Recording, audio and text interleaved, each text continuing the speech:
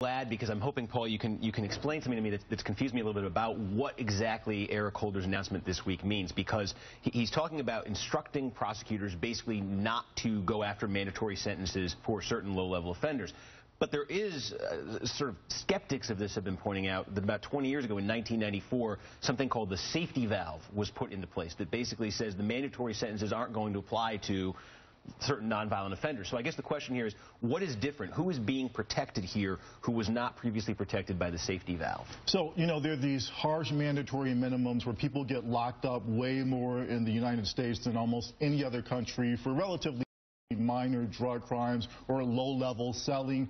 What the first safety valve back in the 90s said is if you meet these conditions, and there were a bunch of lines you had to cross, then a judge maybe could consider not giving you the most time.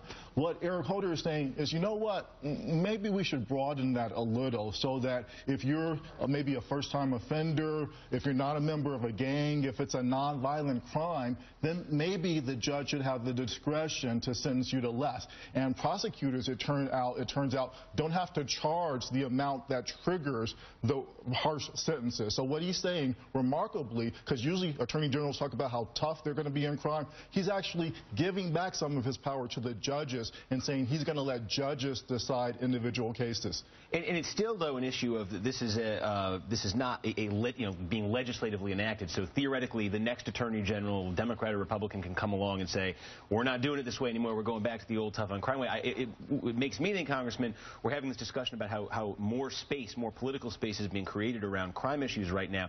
Is there space to do sort of legislatively what Eric Holder talked about this week? Do you anticipate something like that may be happening in Congress? Well, absolutely. This is a step in the right direction, but Congress has to now complete the job. And as you indicated, you've got senators on the right, Rand Paul, Mike Lee, who have expressed support for reducing mandatory minimums, changing the sentencing disparity, giving federal judges more discretion.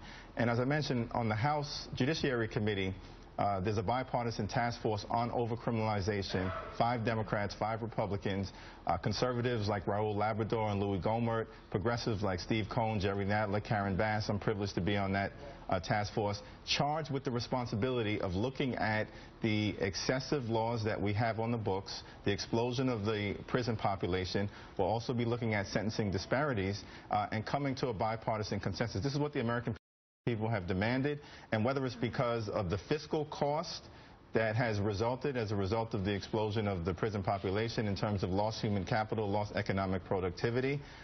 The Christian conservative right has taken an interest in this from a compassionate standpoint. You've got the libertarian strand, and of course progressives view this as bad for America. And so there really is a meaningful opportunity to do something legislatively, and hopefully this is the first step in President Obama reaching out, showing some leadership on this issue and bringing people together in a way that we really haven't seen in Washington for the last several years. And that is a theme we're going to pick up, the bipartisanship, in a subsequent segment of the show. But I want to get to one other question that comes to my mind here. Look back at 1994 when we showed Bill Clinton endorsing 3 strikes and you're out back in 94. This is a poll from CBS and the New York Times in September 94. What is the top issue facing the country, people were asked? Crime, #1 issue, 26%.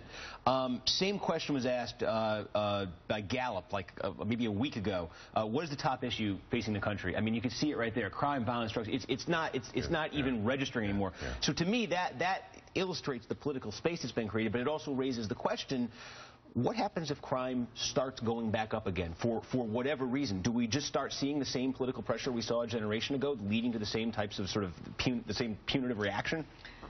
You know, I think it has to do also with demographics. I think the baby boom generation aged out of crime, and the generation that followed it was smaller, so there were smaller number of people that were prone to committing crime. So I don't think we're necessarily, the millenniums are coming online, but I don't necessarily think we're going to see the kind of violent crime. I think we have put in measures that will prevent that, and then you got to deal with the here and now. And I think now there is an opening, and I wanted to ask the congressman, will we see legislation this fall while Eric Holder is still in office? while the president still has some clout before we get into election year madness. What is the timetable? Well, I do expect that we will see some legislation, if not this fall, perhaps some efforts before the end of the 113th Congress next year.